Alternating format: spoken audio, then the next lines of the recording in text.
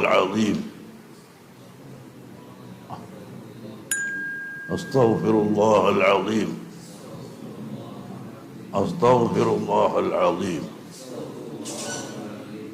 ഇതാണ് ഒന്ന് ഇസ്തിഗ്ഫാർ. അത് 100 പ്രാവശ്യം. പിന്നെ യാ അല്ലാഹു യാ റഹ്മാനു യാ റഹീം, യാ അല്ലാഹു യാ റഹ്മാനു യാ റഹീം, യാ അല്ലാഹു യാ റഹ്മാനു യാ റഹീം, ബിസ്മില്ലാഹിർ റഹ്മാനിർ റഹീം എന്ന ആ ബിസ്മിയിലുള്ള 3 ഇസ്മുകളാണ്. ഒന്ന് അള്ളാഹ്, ജലാലത്തിൻ്റെ ഇസ്മ്, രണ്ടാമത്തത് റഹ്മാൻ എന്ന സിഫത്ത്, മൂന്നാമത്തത് റഹീം എന്ന സിഫത്ത്. അപ്പോൾ യാ അല്ലാഹു യാ റഹ്മാനു യാ റഹീം ഇത് രണ്ടും 100 പ്രാവശ്യം, അസ്തഗ്ഫിറുല്ലാഹൽ അദീം എന്ന് 100 പ്രാവശ്യവും, യാ അല്ലാഹു യാ റഹ്മാനു യാ റഹീം എന്ന് 100 പ്രാവശ്യവും അസറിൻ്റെ ശേഷം മുതൽ കിടക്കുന്നതിൻ്റെ ഉള്ളിലായിട്ട് എല്ലാ ദിവസവും ചെല്ലണം. അതിന് എൻ്റെ ഈ ശബ്ദം കേൾക്കുന്ന എല്ലാവർക്കും ഞാൻ ഈ പറഞ്ഞ സനദ് പ്രകാരം ഗൗസുൽ ആദമിലേക്ക് ചെല്ലുന്ന സനദ് പ്രകാരം നിങ്ങൾക്ക് ഇജാസത്ത് തന്നിരിക്കുന്നു, സമ്മതം തന്നിരിക്കുന്നു. ഇഷ്ടമുള്ളവരെല്ലാം ഞാൻ സ്വീകരിച്ചു എന്ന് പറയാം. അത് ചെല്ലാൻ പ്രയാസമല്ല, വളരെ എളുപ്പമാണ്.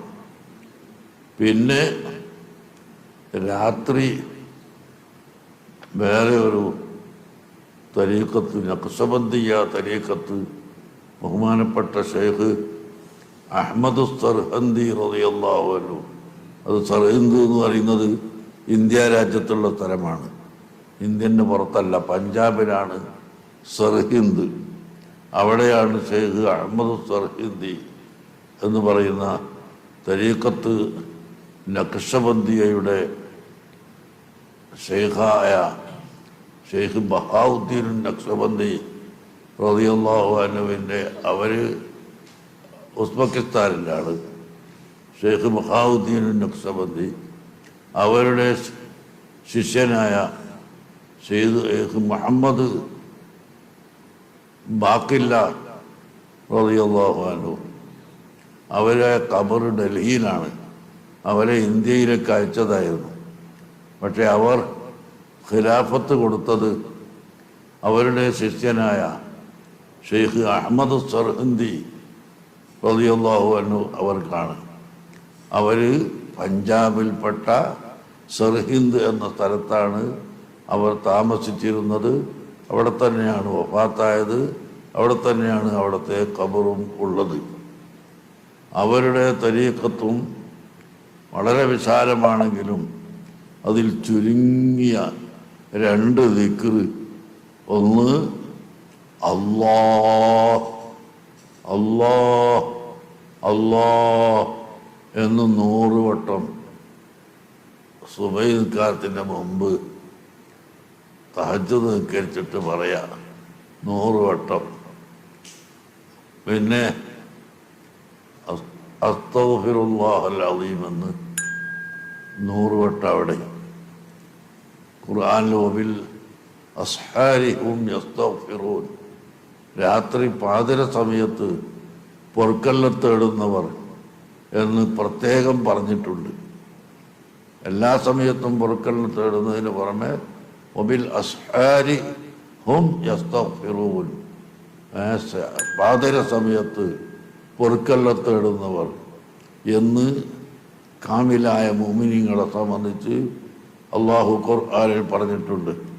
അതുകൊണ്ട് രാത്രി സുബഹിൻ്റെ മുമ്പായിട്ട് ഒരു അരമണിക്കൂർ മുമ്പ് എങ്കിലും എഴുന്നേറ്റ് വുളൂ ചെയ്ത് 100 പ്രാവശ്യം അസ്തഗ്ഫിറുല്ലാഹൽ അദീം അസ്തഗ്ഫിറുല്ലാഹൽ അദീം അസ്തഗ്ഫിറുല്ലാഹൽ അദീം എന്നിങ്ങനെ ചൊല്ലുക. പിന്നീട്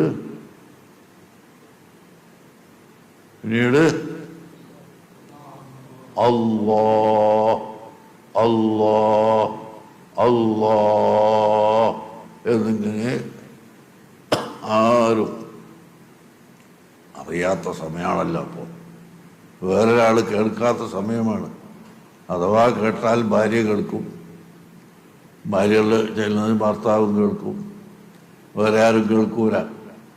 അങ്ങനെ ആരും അറിയാത്ത രഹസ്യമായ സമയത്ത് ഭാര്യനെയും വിളിച്ചുണർത്തി, ഭാര്യ അല്ലെങ്കിൽ ഭർത്താവിനെ വിളിച്ചുണർത്തി രണ്ടുപേരും തഹജ്ജുദ് നിസ്കരിച്ച് ആ നിസ്കാരത്തിൻ്റെ ശേഷം ഇങ്ങനെ അല്ലാഹു അല്ലാഹു അല്ലാഹു എന്ന്